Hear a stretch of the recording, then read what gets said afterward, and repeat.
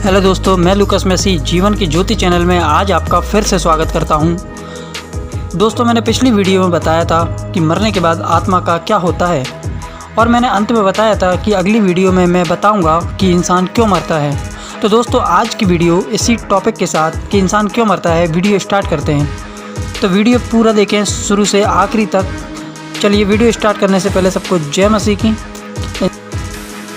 इंसान क्यों मरता है, इसका जवाब जानने के लिए आइए हम उस वक्त में जाएं जब धरती पर मनुष्य का पहला जोड़ा रहता था। बाइबल बताती है, उत्पत्ति उसका 2 अध्याय उसके 9 पद में, यहोवा परमेश्वर ने भूमि से सब भांति के वृक्ष जो देखने में मनोहर और जिनके फल खाने में अच्छे उगाए थे, इन सारे पेड़ों के फल आदम और हव्वा को उनके खाने के लिए दिए गए थे। लेकिन एक पाबंदी थी जिसमें आदम और हव्वा को सख्ती से मानना था। यहोवा ने आदम को साफ साफ बताया कि उस पर क्या पाबंदी है। जब हम बाइबल में उत्पत्ति की किताब 2 अध्याय उसका 16-17 पढ़ते हैं तो लिखा हुआ है, तो वाटिका के सब वृक्ष के फल बिना खटके खा सकता है, पर भले बुरे के ज्ञान का जो वृक्ष है उसका फल तू कभी ना खाना, क्योंकि जिस दिन तू उसका फल खाए उसी दिन अवश्य मर जाएगा। इस पाबंदी को मानना आदम और हव्वा के लिए कोई मुश्किल काम नहीं था, क्योंकि उन्हें एक पेड़ को छोड़कर बाकी सभी पेड़ों के फल खाने की छूट थी। दरअसल इस पाबंदी से उन्हें यह दिखाने का शानदार मौका मिला था कि वे लोग दिल से यहोवा के कितने एहसानमंद हैं, जिसने उन्हें सब कुछ दिया था, यहाँ तक कि सिद्ध जीवन भी दिया था। यह हुक्म मानकर वे यह भी दिखा सकते थे कि वे अपने स्वर्गीय पिता के अधिकार का कितना गहरा आदर करते हैं और चाहते थे कि वह उन्हें हिदायतें दें और तय करें कि उनके लिए सही क्या है और गलत क्या है। मगर अफसोस कि उस पहले जोड़े ने यहोवा के इस हुक्म को तोड़ने का फैसला किया। यह सब कैसे हुआ? अदन के उस बाग में जहां आदम और हव्वा रहते थे, वहां पर शैतान ने एक सांप के जरिए हव्वा से पूछा। उत्पत्ति उसका 3 अध्याय उसका 1 से लेकर 3 पद तक, क्या सच है कि परमेश्वर ने कहा कि तुम इस वाटिका के किसी वृक्ष का फल ना खाना?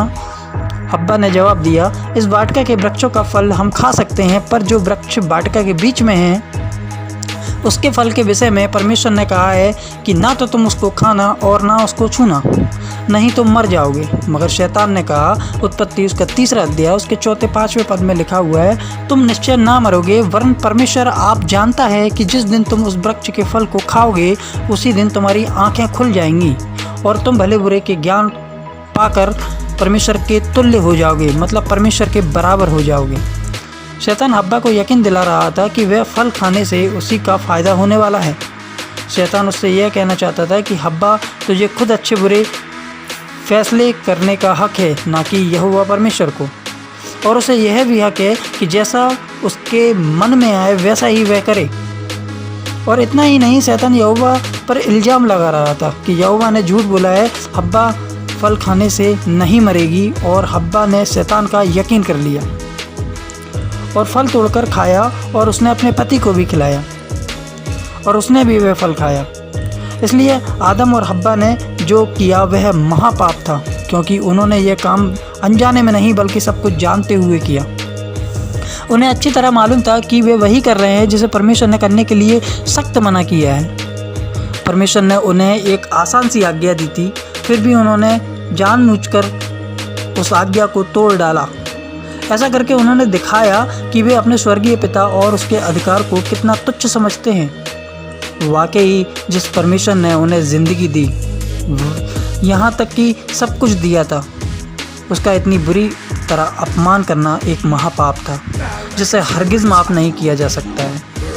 आप ही सोचिए, अगर आपकी कोई औलाद हो जिसे आपने बड़े नाजो प्यार से पाला हो और किसी चीज़ की कमी ना होने दी हो, वह आपका हुक्म तोड़कर आपको यह महसूस कराए कि उसकी नज़र में आपकी रत्ती पर भी इज्जत नहीं, तो आपको कैसा लगेगा?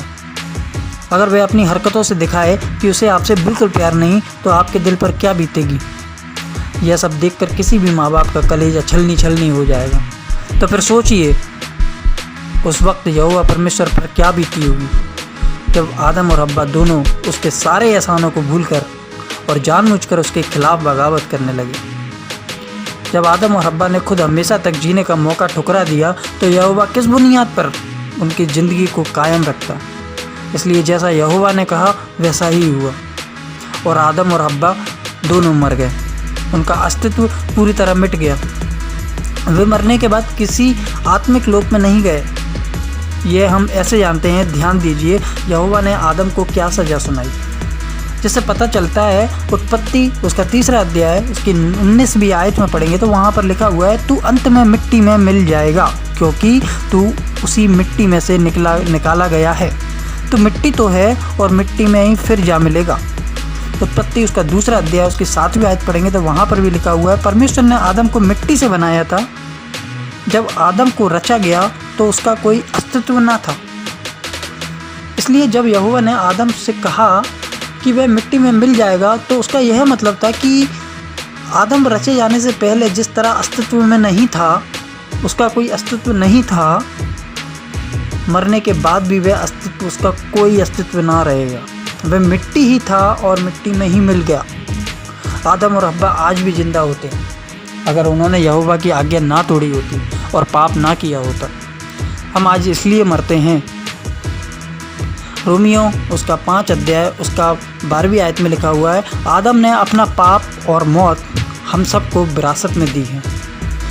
और पाप एक ऐसी जानलेवा खानदानी बीमारी की तरह है जो पीढ़ी दर पीढ़ी माँ बाप से उनके बच्चों में फैलती है। यही वजह है कि हम सब में से कोई भी मौत से नहीं बच सकता। पाप का अंजाम ही मौत है। मौत एक शराप है। पहला कुरिन्थियों उसका 15 अध्याय उसकी 26वीं आयत में पढ़ेंगे तो लिखा हुआ है, मौत हमारी दोस्त नहीं बल्कि सबसे बड़ी दुश्मन है।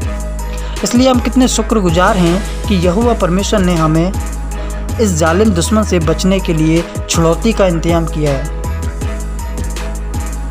सीधे शब्दों में छुड़ौती यहोवा का एक इंतजाम है जिससे वह इंसानों को पाप और मौत से छुटकारा दिलाता है। छुड़ौती के ऊपर मैं आगे एक और नया वीडियो बनाऊंगा जिसमें आपको विस्तार में बताऊंगा कि कैसे परमेश्वर ने हमारे लिए छुड़ौती का इंतजाम किया है। तो दोस्तों आज के लिए बस इतना ही। मैं आशा करता हूं कि आपको मेरा वीडियो पसंद आया होगा। मिलते हैं फिर एक नए वीडियो के साथ। तब तक के लिए सबको जय मसीह की।